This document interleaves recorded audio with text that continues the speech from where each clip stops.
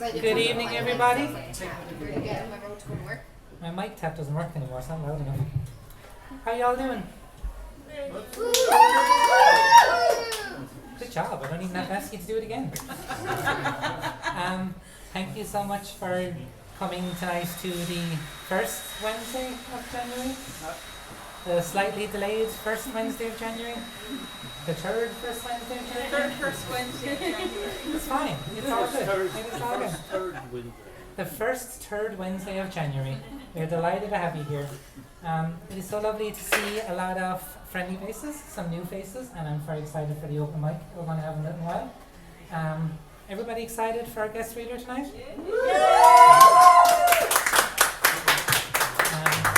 Our guest reader tonight is a man who needs no introduction. I'll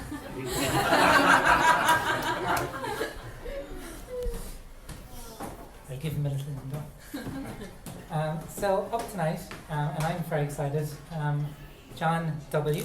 Sexton is a poet who we've had in Limerick many times, and I've seen many times over the years, and it's always an absolute pleasure. And I love hearing you perform, John, and was a little bit of an influence, I think, starting off when I was, figuring it out, and I think you have been on a lot of people over the years. John W. was born in 1958 and is the author of at least 6 previous poetry collections, depending on how up to date this bio. 8 previous collections. Big long list, and also a chapbook of his realist poetry, Inverted Night. He has created and wrote The Ivory Tower for RT Radio, which ran over 100 half-hour episodes. His novels, based on the series The Johnny Coffin Diaries and The Johnny Coffin School Days, are both published by the O'Brien Press and have been translated into Italian and Serbian. That's very impressive. Under the ironic pseudonym of Sex W. Johnston.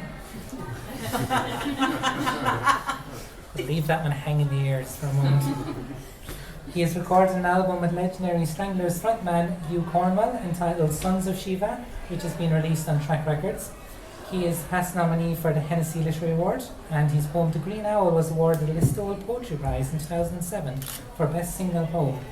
He has many other awards, so this could go on for a little while, so bear with me, including, but very much not limited to, the forward, being selected for the Forward Book of Poetry 2024, shortlisted for the 2018 On Post Listowel Writers' Week Poem of the Year Award, and in 2007 he was awarded a Patrick and Catherine Kavanagh Fellowship in Poetry. And that is just the tip of the iceberg. Give it up for the one and only Mr. John W. Sexton.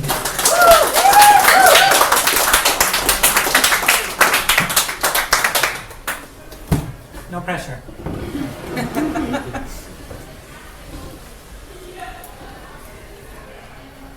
Famous mice. The one my father trapped in the stainless steel kitchen sink and drowned under the hot tap. The 3/4 moon, a cut coin through the net curtain. The one whose bite I nibbled from a half biscuit, breathing in its rank whiff. A coconut macaroon, a sweet moon.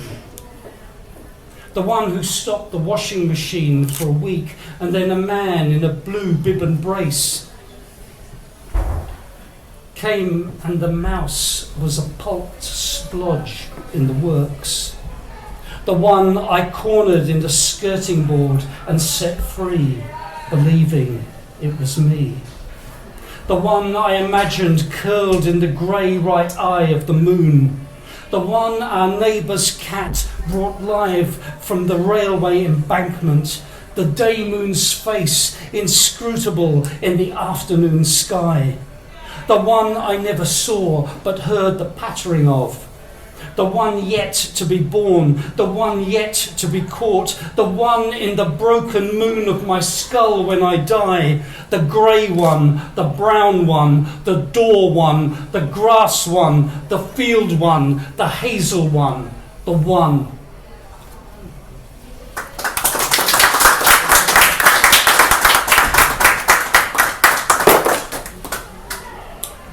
Well, hello. Oh, thank you. I was going to bend down, but you saved my arthritis. Thank you very much. I'm only saying hello now. I believe that the poem should always come before the poet. Anyway, hello again. Oh, yeah. Happy New Year. Oh, is that it? As I was saying, there's no such thing anymore as New Year's. Since the orange shitgibbon has become America's president yet again, we are all fucked. There's going to be no more happy years. She spoke through the letterbox. I don't have time to answer your questions, but I do have the answers. I'm running far too late to fill in your form, but if you were to wait and listen like this a moment longer, then you'd learn what I know.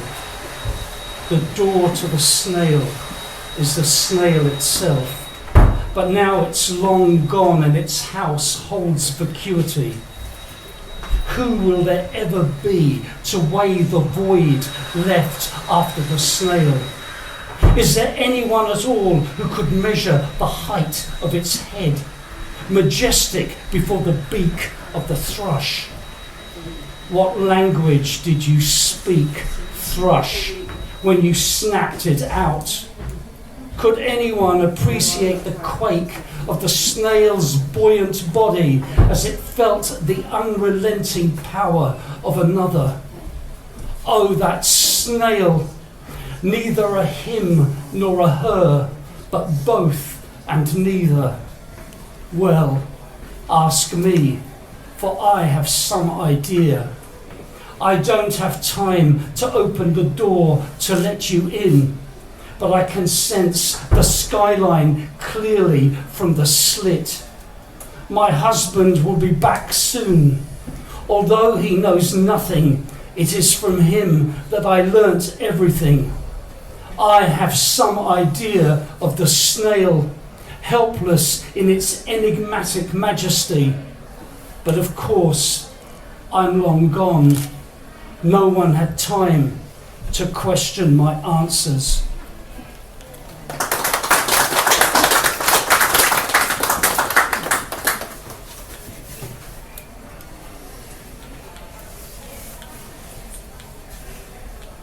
I can see that nobody here, sorry now, but it's true, nobody here has anything. Well, you do. Actually, you have saved this next. Yes, my darling, you have a wonderful handbag. Whoa! A wonderful handbag. However, as wonderful as that handbag may look, I can tell you it is absolutely safe. Not all handbags are safe. And as somebody in this room had the good sense, the good fashion sense, to have a safe, mundane, although somewhat wonderful handbag, I can now read this poem. She's the queen of them. One day to show us the handbag. Actually, she isn't. The queen of handbags is about to emerge. Oh. The handbag shaped like a gull. Excuse me, sir, but have you seen a woman with a handbag shaped like a gull? She would have been holding it by the tip of its wing, and from its beak it would be spilling the sky. If you see her enter the underpass, do not enter after her. Do not reach for the sky that spills from a handbag, for it will slice the ends off your fingers. She keeps the sea deep in that handbag too, and a thick sediment of money. Be warned if you see sediment spilling from the eye of that handbag shaped like a gull. That is no money that you can spend, but the blindness you get from looking down from above. The woman with the handbag shaped like a gull is late for a meeting. The meeting she is late for is the person she meets on the way to the trains. Do not meet her. Excuse me, my darling, but have you seen a woman with a handbag shaped like a gull? Oh. The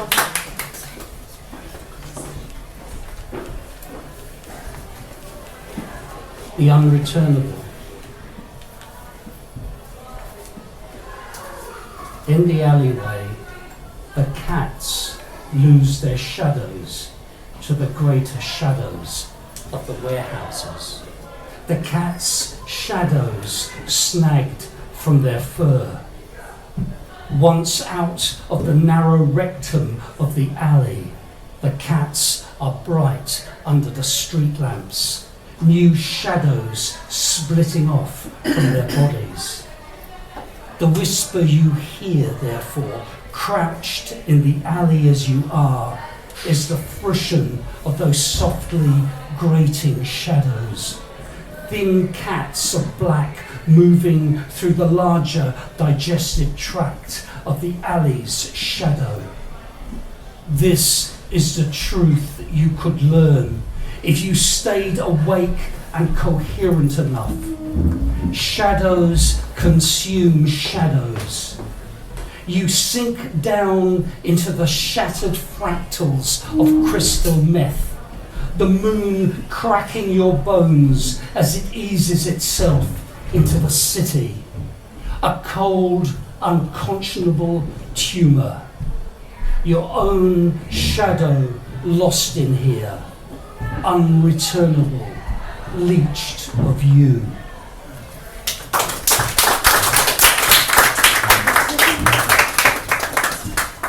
And now, unfortunately, I'm going to have to make an unoriginal statement. I know poets continually make this statement, and the statement is that I wish I'd looked at the fucking phone before I started reading. But actually, I've only been going for 9 minutes, which means that you have to suffer me for another 11.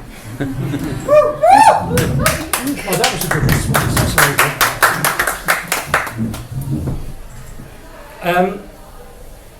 I'm a surrealist, fabulist, and actually Sudokus from my mummy. I'm a vision poet, and despite the fact that I have a Sassenach accent, I'm a Slieve-Lucran, both on my mother's side from a Hahn Mountain in Brosna in East Kerry, and my father's side, just within Limerick, Slieve-Lucra and Temple Glanton. And I'm just going to read a few poems now, which came from visions I had in 2019. They were quite urgent, and I just spent something like 9 days constantly writing them down, and the result was the first sequence in this book. None of these have titles. Don't worry about any meaning. That's the problem with poetry. People seem to think that it must mean something. It doesn't. But you all know that anyway, because you're poets and you don't know what the fuck you're doing.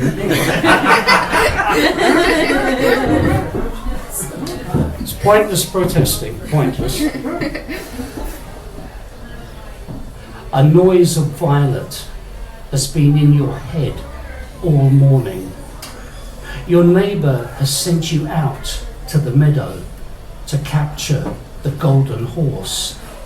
He has given you a halter made of twisted straw. You do not believe in the golden horse. You believe the halter to be useless. The noise in your head stops. Violet is no longer colouring your mind. In the meadow, a golden horse is standing in the sunlight. You believe. On seeing you, the horse steps away into the shadow of the trees. It is no longer golden, you see now, but covered all over in mud. The horse evades you continually, trotting away at each approach. You throw the halter at it in exasperation. The noise in your head starts up. Violet is mined. The horse bends down and eats the straw halter. Violet wells up, overflowing. The horse's whinny sounds sarcastic, sounds triumphant as it trots away. In exasperation, this time you shout, "Stop!" The word is violet. The horse stops. You realise that the halter is in the horse now, because Violet is certain in all matters. The horse must obey. "Come," you say to the horse. Once upon the horse, you take hold of its mane. Take hold of its mane as fierce as you can. "Carry me to the Sky Woman," you say to the horse, "for I wish to present you to her." The horse gallops with certainty, for Violet commands it. At great speed it crosses the meadow. At great speed its hooves gain purchase in the air. You are astride it amongst the clouds. The noise in your head stops. You lose your sense of certainty. You falter. Your grip becomes faithless, and the horse senses it and shakes you. You fall through the sky. Another certainty becomes manifest.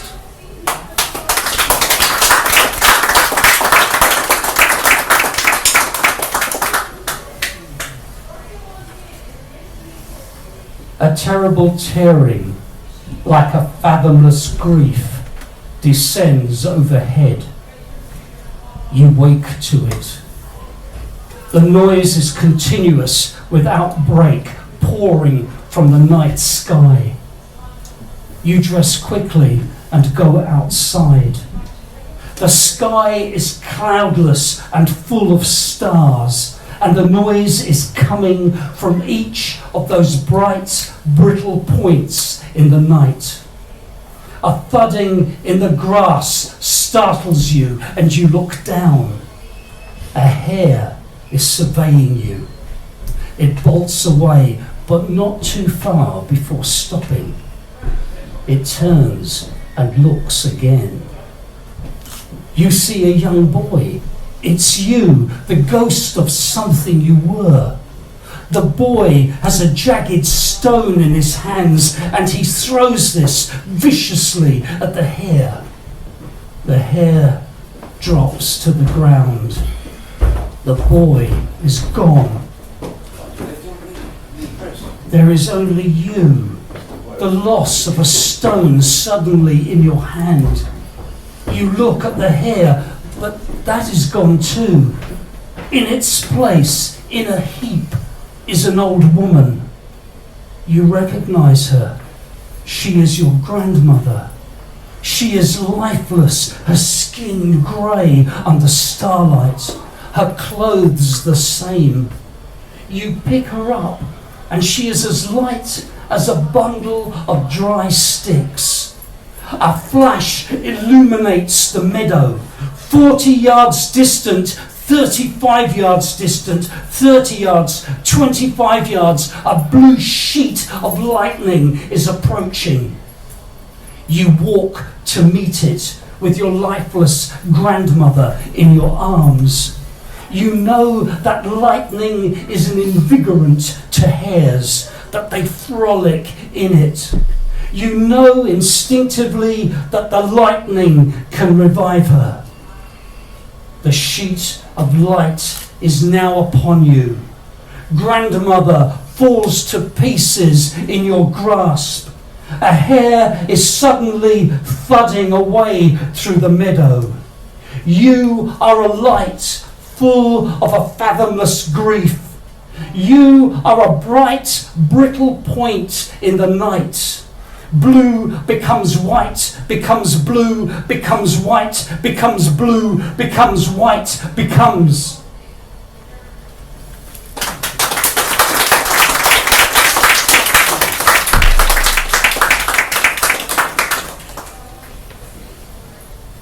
There's 3 more, but I'm only going to read one, and then I'm going to look desperately at the clock.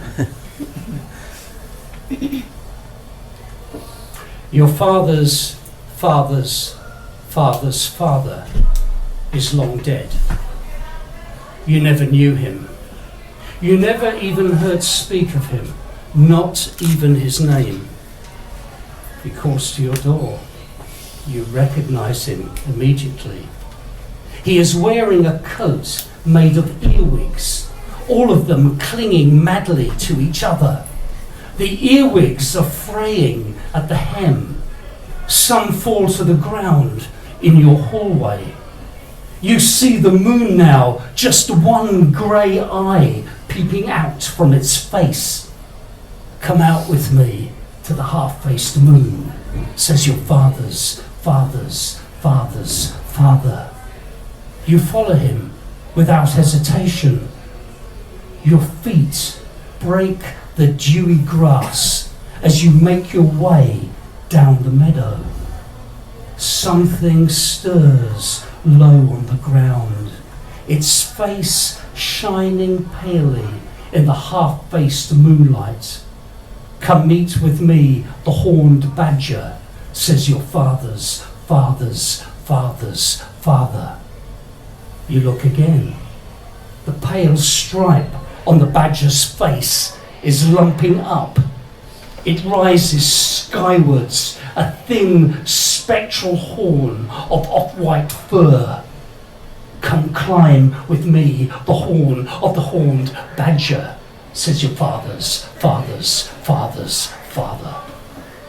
He steps on the badger's back and shimmies up the thin, furry horn. You follow him up, all the way up to the half-faced moon. Earwigs fall down from the hem of his coat, gather on your crown like a writhing cap. Come dress with me in the cloth of the tailor's tailor, says your father's father.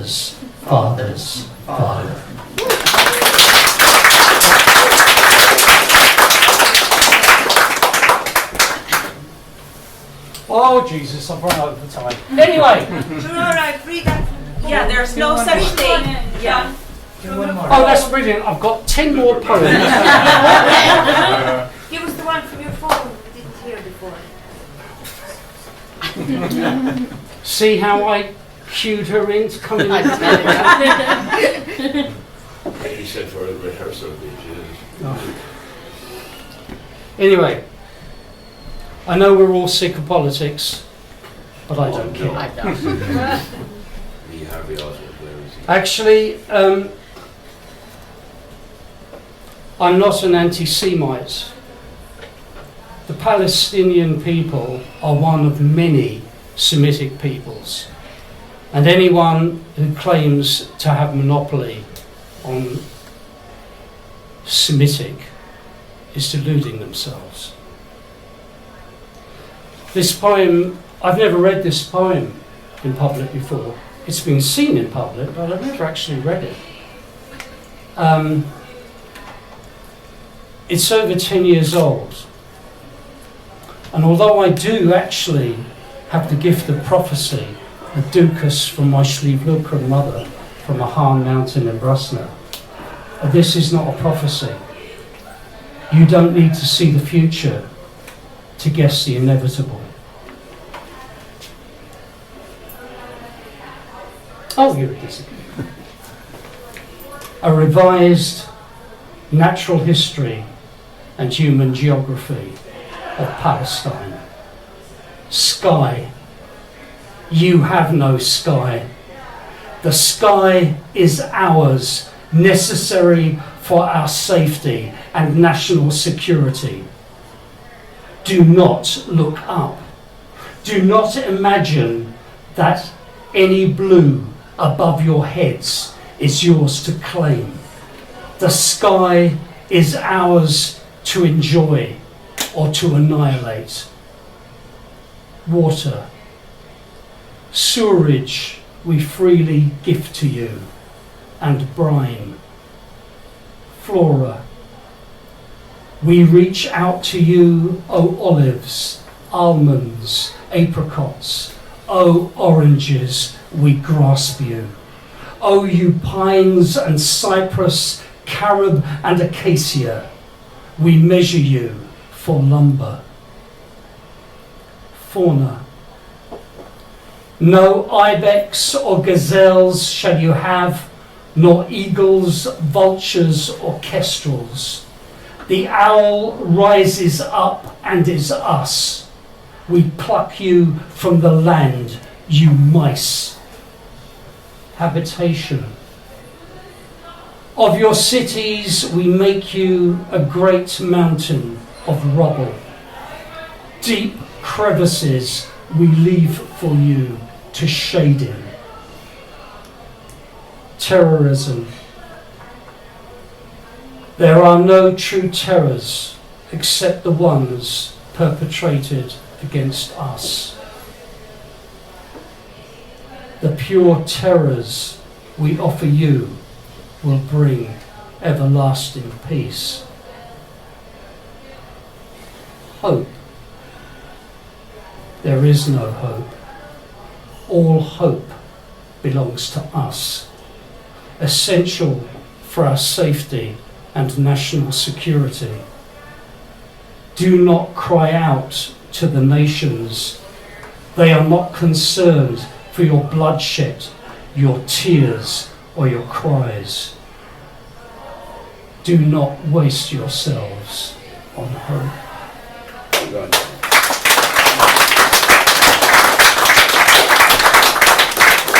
I'm going to finish with this poem, and this poem actually is a blessing from one of our own, one of our lost, and I know many of you here won't know this person. This person is Terry Murray. Yeah. The poet Terry Murray had great times under this roof, and she also had one or two shitty times in the end. She was an original stalwart member of the White House Poets, and she was, for a time, the best of the time, no offence to the other editors, one or two who might be here, but she was the best editor actually, because in the early days you have to be the best, of Revival Literary Magazine. And Revival Literary Magazine was the beginnings of the Revival Press. The reason I want to read this poem, normally I like ending with a bang, but I've decided to be gentle this time. I want to dedicate the reading of this poem to Terry Murray. She chose this poem and a few poems in this particular collection for Revival, and whenever I read them I always think of her. Terry Murray, may the heavens increase you. The way back. That grey cat sleeps in the dusty spaces of the moon's face. She never stirs a limb while the moon's lit up, but only rises on moonless nights. She is the starlight's whim, and may be glimpsed as troubled waves through grass, or the sheen of ice on a distant pond. Holding your gaze, her eyes are as bland as glass. She'll mesmerise you till your heart's beyond the threshold of the living. In the hedge you'll awake, no thicker than a shadow. You'll die this way 9 times 9 to the edge of disappearance. The next thing you'll know is you're a kitten. You'll climb the night stairs as high as you want. Your fur bright as stars. Thank you. Well done.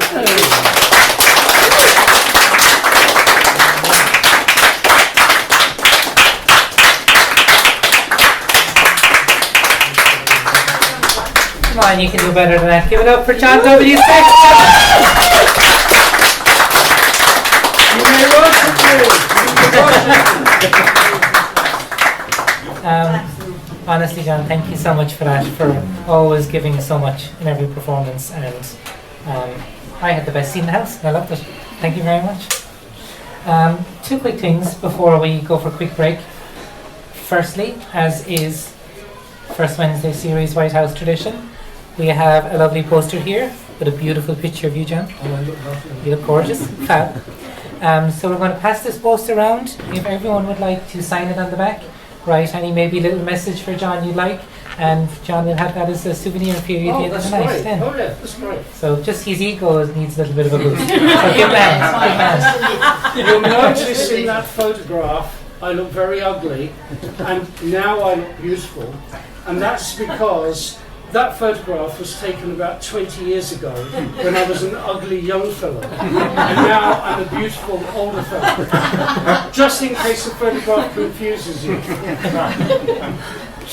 Thank you, John. Also just do a quick shout out as well to Poetry Ireland, who is funding us here tonight. We are very grateful for the support and to be able to pay artists, which is a very, very important thing to do. And we really appreciate their support for that.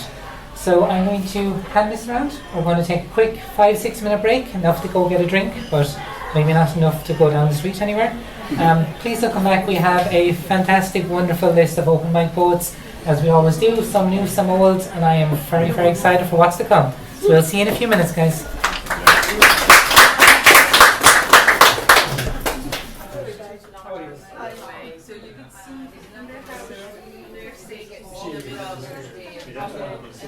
How's everybody? I'll ask again. How is everybody? Great! Right. Marion is kind of alright. Oh, okay. Marion, maybe maybe you'll improve it. Okay, so to start us off, if I can ask the one and only, the man who is doing sound tonight, the one who has published quite a few people in this room and in Limerick, the one and only Dominic Taylor. Thanks, Laura. I won't keep you long. It's a very short poem. It's called After Christmas. It was, as they say, a traditional Christmas. We ate too much, drank too much, fell asleep. And in between, people still died on the roads. Natural disasters claimed many lives. Saviours were born, and the world began another turn around the sun. It was, as they say, a traditional Christmas. Thank you.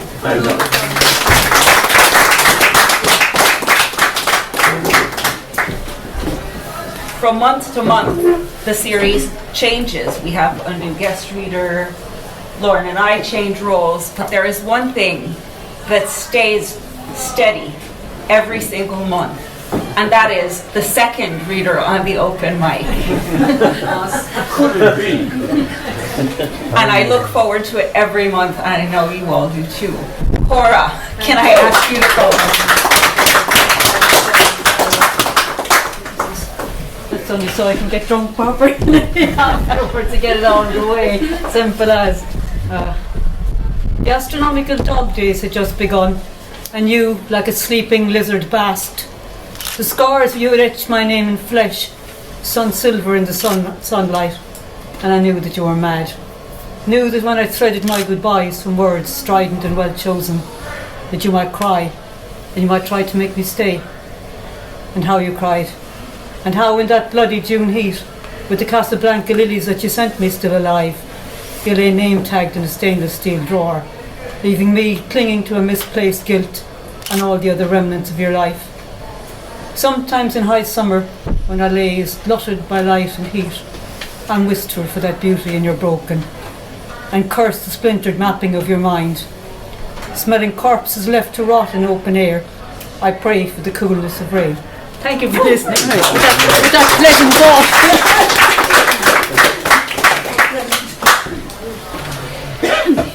The next reader, I believe this is her first time here tonight, so I want everyone to give an especially warm welcome to Samira.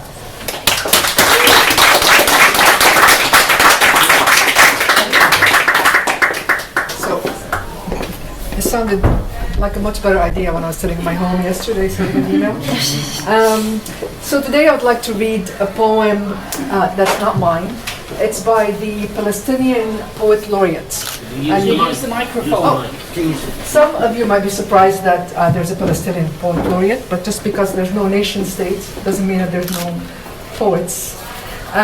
So Mahmoud Darwish wrote this in the early 60s. His story was that he was born an Israeli citizen, an Arab Israeli citizen, and he went to get an ID card. And when he was applying for the ID card, the Israeli official asked him what his ethnicity is, and he said an Arab. And the Israeli guy wasn't very happy about it, so he asked him again, and again he said, I am an Arab. And then I guess he got it, but then when he went back on the bus, he was inspired to write this poem. He put the poem in his pocket and he felt like it wasn't really a poem until one point he was doing a reading of poetry and people asked him one more, and the only one that was left is this one. And when he read it, he said the room just lit up, there was electricity. And he was right, because this poem is one of the most well-known poems in the Arab world when I was growing up, when people used to read poetry in my region. I'm Lebanese, by the way. So what I would like to do after this long intro is to read it in both its original Arabic and in English. I couldn't figure out if reading it in Arabic first would make sense because you want to understand it. But I was always curious about, does the poem have any value on its own without, the language? Does its cadence or its music make any sense? And I'm hoping that you would tell me that after the reading. And also, I do miss reading in my native language, so thank you for indulging me. I'm just going to tell you the title in English. This one is is it?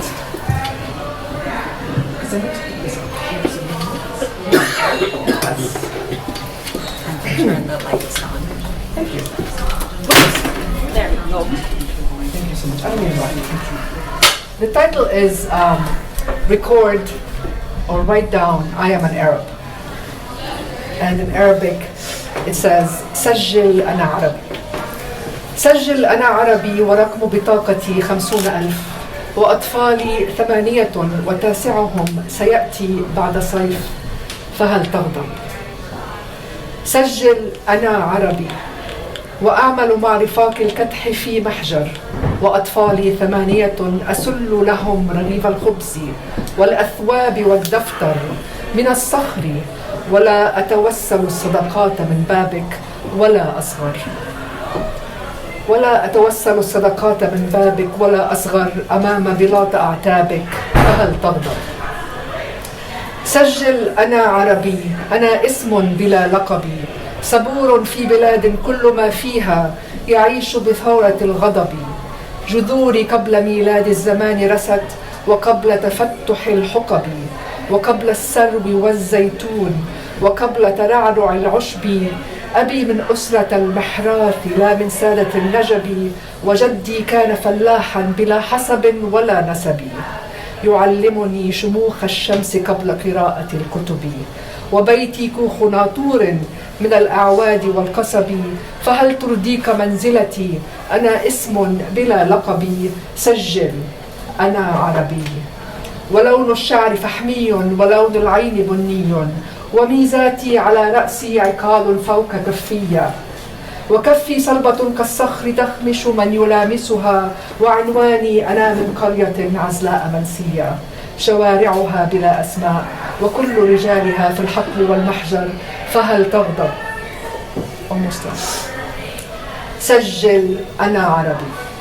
سلبت كروم أجدادي وأرضا كنت أفلحها أنا وجميع أولادي ولم تترك لنا ولكل أحفادي سوى هذه الصخور فهل ستأخذها حكومتكم كما قيل.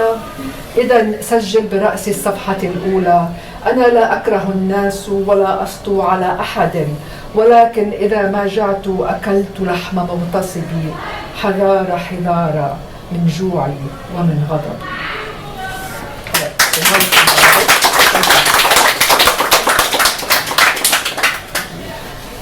The English version. Write down, I am an Arab. And my ID number is 50,000, and my children are 8 in number, and the 9th arrives next summer. Does this bother you? Write down, I am an Arab. And I work with my comrades in a stone quarry, and my children are 8 in number. For them, I hack out a loaf of bread, clothing, a school notebook from the rocks, rather than begging for alms at your door, rather than making myself small at your doorsteps. Does this bother you? Write down, I am an Arab. I am a name without a title. I am patient in a country where everything thrives by the eruption of anger. My roots gripped down before time began, before the blossoming of ages, before cypress trees and olive trees, before grass sprouted. My father is from the family of the plow, without known bloodline, and my grandfather was a peasant without noble ancestry, and my house is a warden's shack built of sticks and reeds. Does my social status satisfy you? I am a name without a title. Record, I am an Arab, and color of hair, jet black, and color of eyes, brown. Distinguishing features, on my head, a camel hair headband over a keffiyeh, and my palm is rough as rock, scratching whoever touches it. And to me, the most delicious food is olive oil and thyme. My address, I come from a remote, forgotten village. Its streets are nameless, and all its men work in the fields and the quarry. Does this bother you? Write down, I am an Arab. You usurped my grandfather's vineyards and the plot of land I used to plant, I and all my children. And you left us and all my grandchildren, nothing but these rocks. So your government, will it take them too, as rumor has it? So be it. Write down at the top of the first page, I do not hate people. I steal from no one. However, if I am hungry, I will eat the flesh of my usurper. Beware, beware of my hunger and my anger.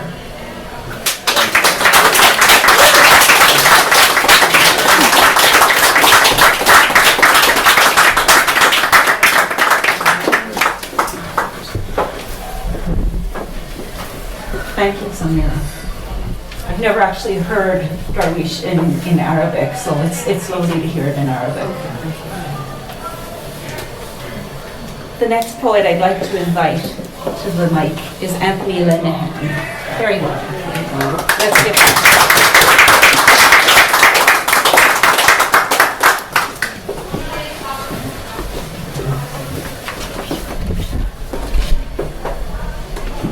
These few lines were inspired by an experience in North County Dublin some weeks before Christmas. And it's called Mal a Hyde. Can't believe it. There he is again, that conniving traffic warden, zigzagging with contained confidence through every conceivable paid parking space in Malahide. Can't believe it. There he is again, hovering, his chest barreled forward. Is there no mercy as I try to sneak some smidgen of free parking? He's just on it, on my case, on my nerves, on my hide in Malahide. What is it? Am I translucent that he can pinpoint me so easily and hunt me down so many bleeding times? 5 times to be exact.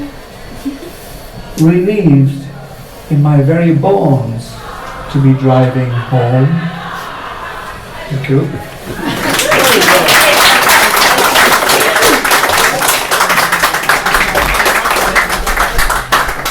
Thanks very much, Anthony. The next poet I'd like to invite to the mic, her book is called Where I'm From. And she is from many places, but very much from here as well. She's a regular in this series, and we're so happy about that. Sheila, come on up. Very good, everyone. Where I'm from. So this was a prompt. Who do I think I am? About 3 years ago, I had 2 hours to write this poem, and it was, who do I think I am? And I said, I can't do that. I won't be able. I had to go on a Zoom meeting, and I panicked. I said, I can't do that. I have no coverage here, and how can I do it? And she said, you're grand, DQ, if you know her. She said, you'll be well able. So she said, you're a gas chick. And I said, I'm a gas chick, she's a gas chick. So it's, who do I think I am? It was all about to build our confidence for the new year and say something good about ourselves. I wrote about the clothes I was wearing that day, and who do I think I am? This is it. I am a 68 years young chick, a happy chick, Levi denimed ass chick, Doc Martens class chick, a gas chick, Kool-Aid back chick, early morning call chick, me, eccentric, romantic, a crazy mixed up chick, right round out chick, a nice chick, a pure kind of strong chick, pay my own way chick, artistic, a pink-haired hot chick, as straight as a dime. I'm a dead white chick, fan-fucking-tastic. A lucky chick, a spring bunny fun chick, free-spirited witch of a chick, a power above myself chick. I swear to God, on any given day, I am a mystic.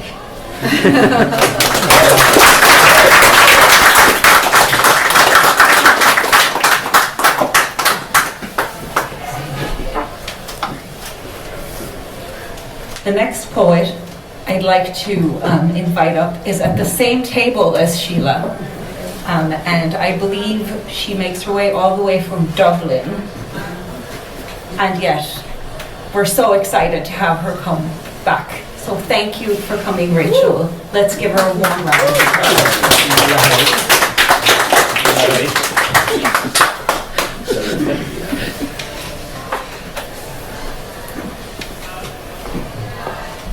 Thanks very much, Dor, and great to hear John. I hadn't heard you recite your poetry before, so that was a treat.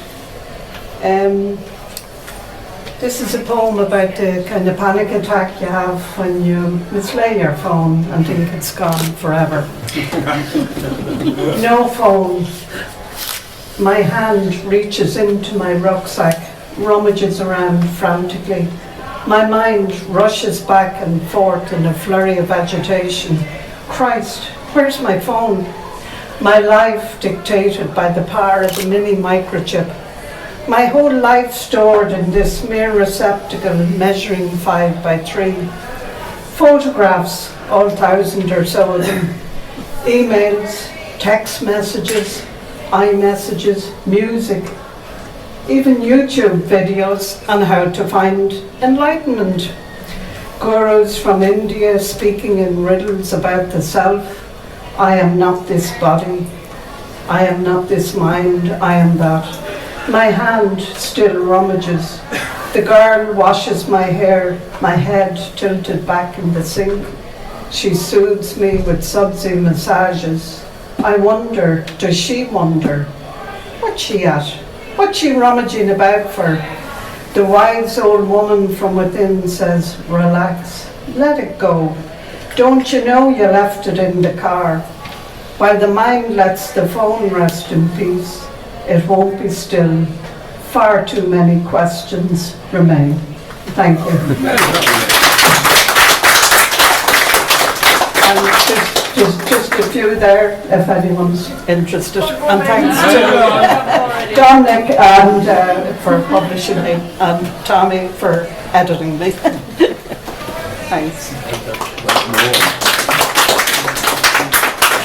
Thank you, Rachel. And that segues really nicely because I don't know if you've noticed, but out there we have a table of books. Some of them are John's books, John W's books, which he brought at a considerable discount, and they're right there,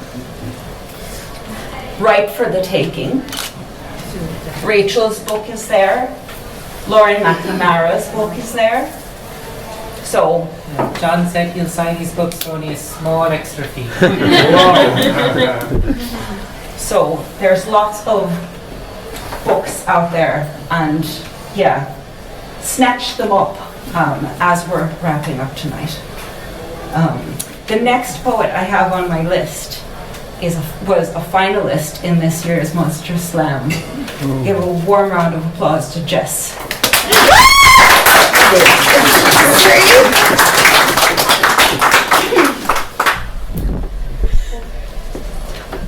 I saw you in a photo.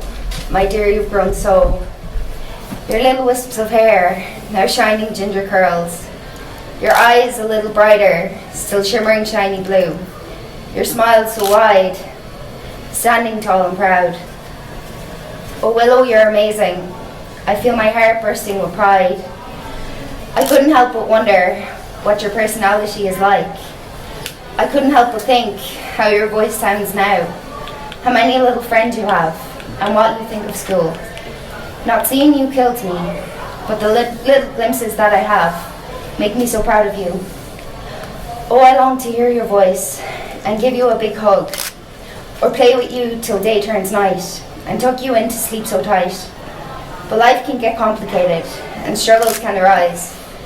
My little girl, I hope you know, I'd see you if I could. But know I'll always love you, and of you I'm always proud.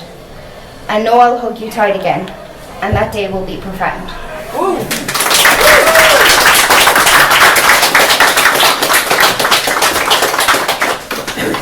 Thanks, Jess. I got so into clapping, I forgot I had to come back here.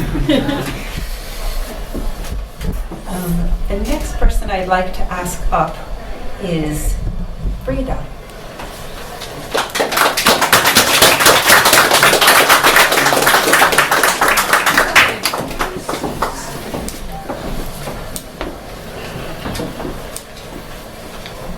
Okay, so it is 2025, so Happy New Year to everybody. And it is, of course, a really quite momentous year, because we're coming up to the end of the first quarter of the 21st century. And what a time it is when we consider all the changes that we're facing into, climate change and the spectre of AI and what have you. But really it has always been like that. Humans are always moving forward, and we do so quite willingly. So all of these things were playing on my mind when I wrote this poem. And the title is Making Love. Making love. We're making love in a hot air balloon, in a tent in the forest, down an alleyway, or a toilet cubicle. We're fucking on the kitchen table while the streets fill with rioters or smoke haze or rainbow banners, mud or tomatoes or carnival. We're shagging as the algorithm shuffles the playlist and Alexa interrupts. The package is at the door. We're screwing as Angel Gabriel waylays Mary, as the apple drops towards Newton's feet, and Marie Antoinette pours the cat's cream. We're humping while Zelensky and Olena hump, their flight tickets glowing in the digital ether, while fingers skim the heat of arms and thigh, the metallic taste of a necklace kissed along a collarbone, and the scent turned flavour of wine and salts on tongues that have licked their fill, the world narrowing to the unbound beauty of each other, the slap of flesh, the body trembling like an animal shuddering its last or first breath, until the self spills across the bed of the world, as if two bodies grinding can unearth life's meaning. That flash of birth and death, collapsed time folding into space, as we fold into each other, coiled like a serpent swallowing its tail.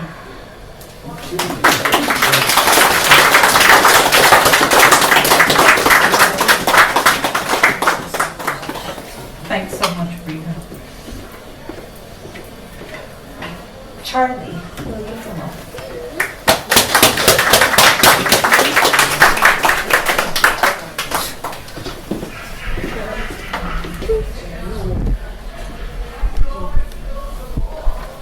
It's the end. Close your eyes and count to 5. In 4, 3, 2, 1. And out. 5, 4, 3, 2, 1. Let's scratch that. Reverse it. 3, 2, 1. Let's go, bitch. Time to face the truth. Feelings hit hard, especially when you process emotions and situations at a slower rate. But it doesn't stop you from hitting all at once, suddenly and far too intensely. The sky is falling, and any chance of progress I've made or hope to make feels like it's been broken into teeny million pieces, like shards of glass. But this isn't a vanity mirror, no. It's from a hall, distorting everything you know, yet making it all too painfully familiar. If your dad wasn't as sick as he was, I would have left with you and your brother. I know you don't want to hurt your child, but how could you just suddenly dump on them when they have all the guilt of being who they are? Thank you.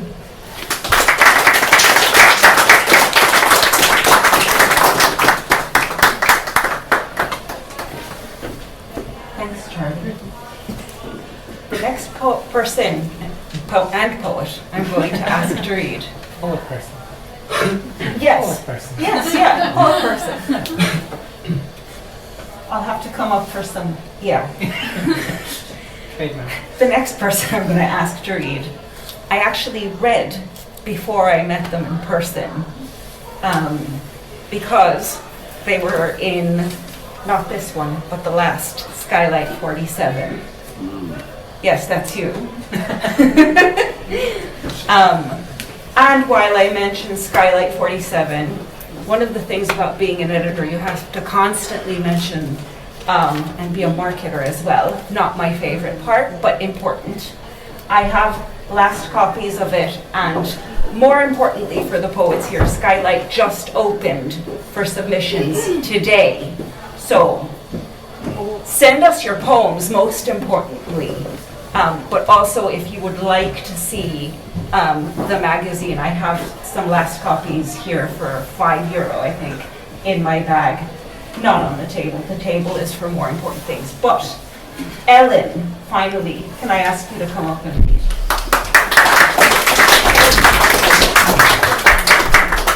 I'd recommend submitting. It was a great time for me. So this is Worker Queen Drone. There you go. We're tranquilizers and pretty notions to lie so gently at our feet. Forsaken expectations built on petty lifetimes of rules so easily broken. Gathered in haystacks around the wildflowers, all bowing to the wind and rain. Nettles thrive as grass cut to pleasing view. Yet, even these are gentle things, gifting so graciously. Soup, tea. Should we be so welcome in the homes of others, left despised? It's the great ambivalence, the uncaring love, the waking up on summer evenings to the sky cleaved by thunder, to winter evenings blinded by frenzied sunlight. Our bodies mean nothing, our bodies each faulted flesh.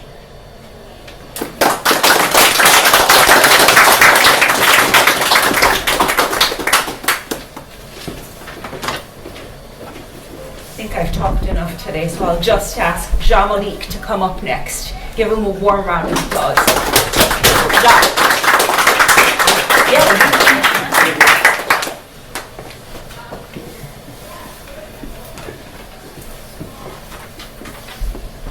Hi, good evening. My poem name Dusty Moon. This poem I dedicated in the all human. A dream, a life of this night. If you think that cloudy cover, dusty moon is mine, you are looking for a fulfillment or love. You will never get it in this transition. A drop of wine, desire of the eyes, moment of love, bliss of God, destruction of nature. Which one do you believe? A fact or a white sketch? Thank you.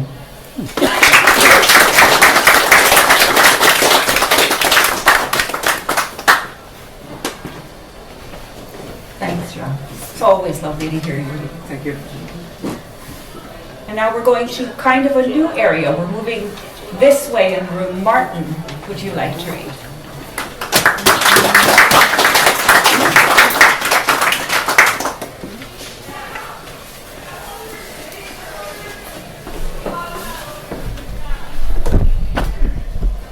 Well, it's been a long day again, pretending to be nice. Smiling, waving, greeting people. I think I should seek advice to be a better person and mean the things I say. Stop cutting the legs under everyone once they have turned away. It doesn't apply to everyone, well, 95%. The other 5 I tolerate, as long as they let me vent. It's funny because I'm quite patient, though I'm not selling it very well. My friendship breathes life into me, and I do not kiss and tell. Feel free to come and say hello, you might make a new friend. But keep the bullshit to yourself, or the friendship will soon end.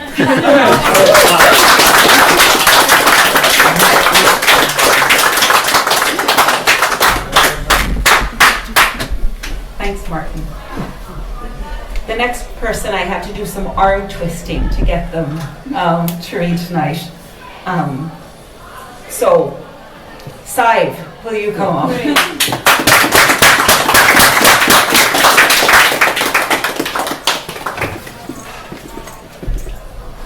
Hello, some very easy arm twisting this time.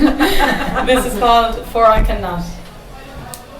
I want a wise old woman with an indistinct mother tongue to tell me there's a sadness in my eyes, but that greatness awaits me. I want the bottom of my cup of tea to show me the sacred land where we all ought to go, where it will all make sense. I want to go to church and ask God, what of my life? And for him to tell me, pray, honour me. I want to be a pawn, allow someone else to make the moves. They can suffer the consequences. They can answer to me, for I cannot. Thank you.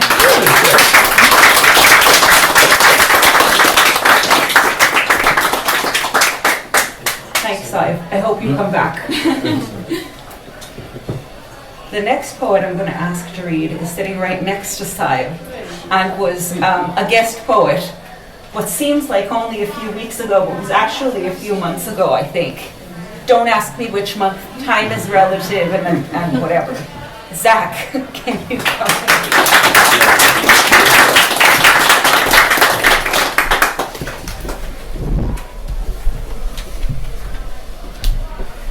Okay, so this is Love Poem. The girl at the chip shop. The girl at the chip shop smiles a lot. She smiles politely at the widowers coming in for their potato-based breakfast. She smiles at new couples sharing their first kiss. She smiles hopefully at parents and their young kids, and she smiles at me, Riley, when I come in sober at noon for lunch, and again at 2 a.m. after drinking a bunch just to talk to her. In here, the air smells like fryer grease from burnt meats, and the sheen across the panel screen hides shriveled battered sausages. The sheets of newspaper used to wrap fillets of fish have halves of dated passages scrolled across them, broken headlines of events we all wish to forget again, once the discards rolled the rim of an almost full bin. Despite this, I could still smell her perfume, and the essence of her presence somehow filling every corner of a room full of chatter and the clatter of cutlery. She asked if I had the decency to walk her home at the end of her shift, and I say I do. Her fingertips still taste like malt vinegar, and the salt that lingers around her lips sits cross-legged on my tongue like sacramental bread. Her head, gazing to God, nods but is noiseless, and her bedsheets smell like the nothingness of her nightdress, and her fryer grease, and her perfume, and it's perfect. Thanks.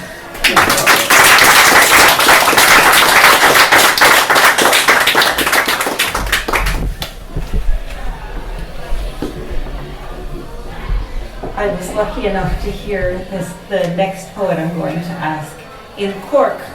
What seems like a week ago was really 30 hours ago, something like that. You all know her, Lauren McNamara.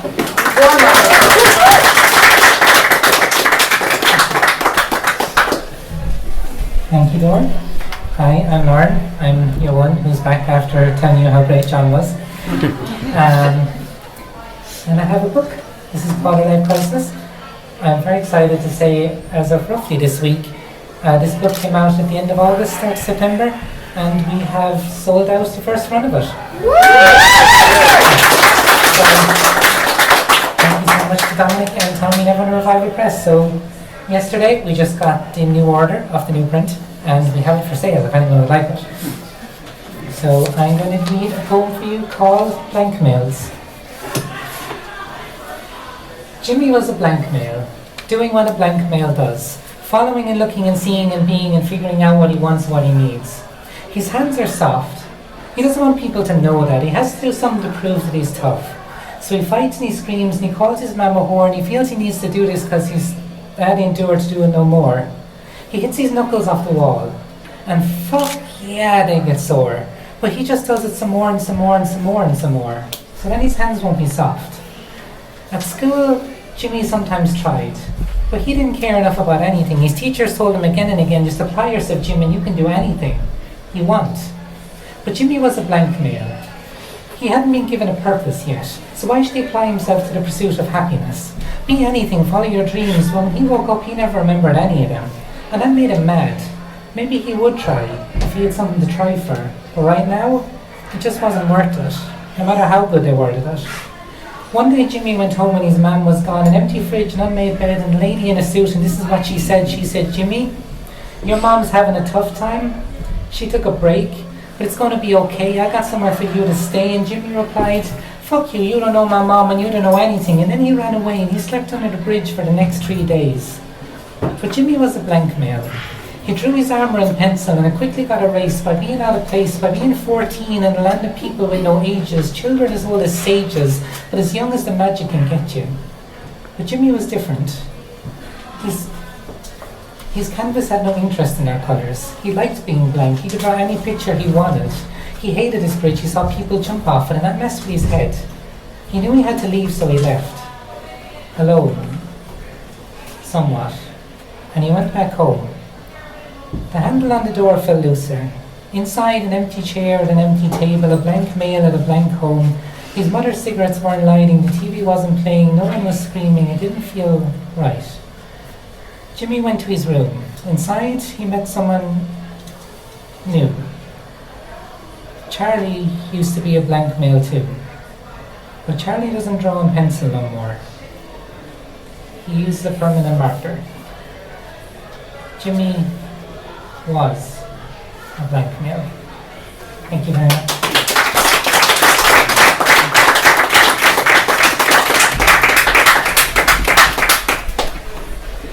Thank you, Laura. The next poet I'm going to ask to read, I think it's the first time on, right? So let's give him an extra warm welcome again.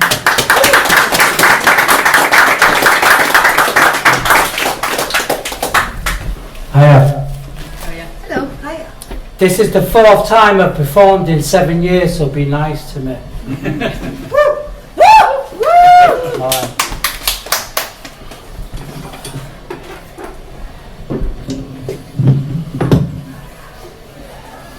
Yeah, I performed here in April, and I meant to come January, and then I was like, nah, I missed it. February, I missed it. March, I fucking missed it. I've got to go February, and I missed the rest of it. So actually, 2025 is a different fucking year, because I've come to an event like, fuck it, Valhalla Rising. I was born in Limerick. My parents moved over with me when I was 4, I had no choice about it. And then from 4 years old, I grew up in several different hoods in Manchester, fucking hating it all the time. And moved back here 7 years ago. Okay, you're not right in the head if you think I want to fit in, no offence, I have my reasons, fucking moody poetry. I got 5 out of 10 for performing in Disney, but the crowd loved it. Fuck the haters, they may dislike my face, but at least I despise them as well. Fucking money lovers should remember not all of us enjoy the sheltered childhood sod. I've said too much, it's never enough, you make me feel like swearing, knobheads and acting unbelievable. Doing my thing my own way, it's got to be done, antisocial nonsense, must live and learn, abandon hope. Instead of going open mic, I'm doing boxing, no regrets, no fear, no prospects, self-destructive, insane writing, thinking about things another day, passes have faith but keep your mouth shut, seem normal, look busy, follow orders, talking code, join the circus, get internet, under pressure, misguided, step in line, confused, face the wall, make friends, sing, fucker, sing. I went to the park to try to take my mind off things, it doesn't fucking help. Confess, Valhalla Rising, pretend you're happy, everyone's doing it, denial of self, taken to extremes, feel ruthless, change ancient offerings, building guilt. My star sign said I was going to be in trouble again, should be very fucking ashamed of myself. Going crazy, sorry, redhead chanting, uneducated guessing. I would not ever dare wear a simple black robe at a dark parade, sinister celebration, passing out ceremonies, complicated, massive highs, huge lows, on a promise, a rebel without a cause. All you do to like write on like wallpaper is you buy the wallpaper, and then you have like 28 4s of moody poetry. And then you go on your knees around the 28 bars and you're fucking like bits here, bits there, and you're scribbling out what you've done with it. You're fucking and you make a mistake and you fucked it all. You got to start at the beginning. Amazingly lonely, tormented artists exist to range, rest in bits. I want poetic justice. Heavens raging, all eyes on your marks, get set, erupt, see the signs, study symbolism, show your feelings in public. Fucking nutcases go berserk, play shop, locked off, get them whilst they're young, proper brainwashed, their top job well done. I could be wrong, Lord heroes, or they are worthy of cause. Things could just be a little bit fairer, that's all. Raise your hand to speak, fucking muppets. If the face fits, infantry is an option. Warning, the pissed off were obsessed. Don't rub it in, school was only concrete. I'm not gonna go, can I read another one? Fuck that one. Fuck it. Fuck it. You know, every war, there's Irish people on the front lines.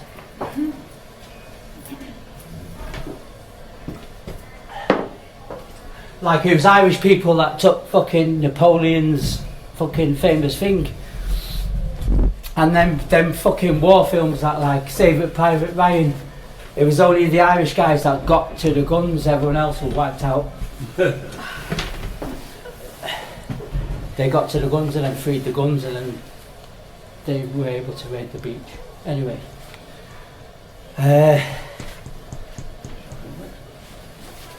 This is a note to those without hope. Like, fuck. Yeah, I don't know, man. My kids are Scousers. So I'm fucking raging. Fucking raging, man. Nah. My bird left me just before Christmas with my 3 kids, and like that's all right, like we weren't getting on, blah blah blah, but it's just the fact that my kids are going to be Scousers. You know? I'm fucking raging reading that. I was like, oh, Scousers. I've been to Liverpool obviously several times. The best thing about Liverpool, stood on the docks there. I fucking hate Liverpool. It's Queen this and King that, King Street, Queen Docks. Yeah, you don't find that shit in Manchester. It's socialism. Manchester, socialism city. But fucking, the best thing about Liverpool, you stand on the waterfront there and you're looking out and it's like, what you can see is Birkenhead, it's fucking shit, and the Wirral. But anyway, you're looking out and what you can see is the Manchester Ship Canal! Yes, shout out to Manchester there. I would have loved to have been on the ships passing Liverpool, innit? They're like, wankers, lazy bastards. We're getting the work done here, we do it quicker in Manchester, worker bees, cunts. See ya. Fucking scouts, the cunts. Anyway.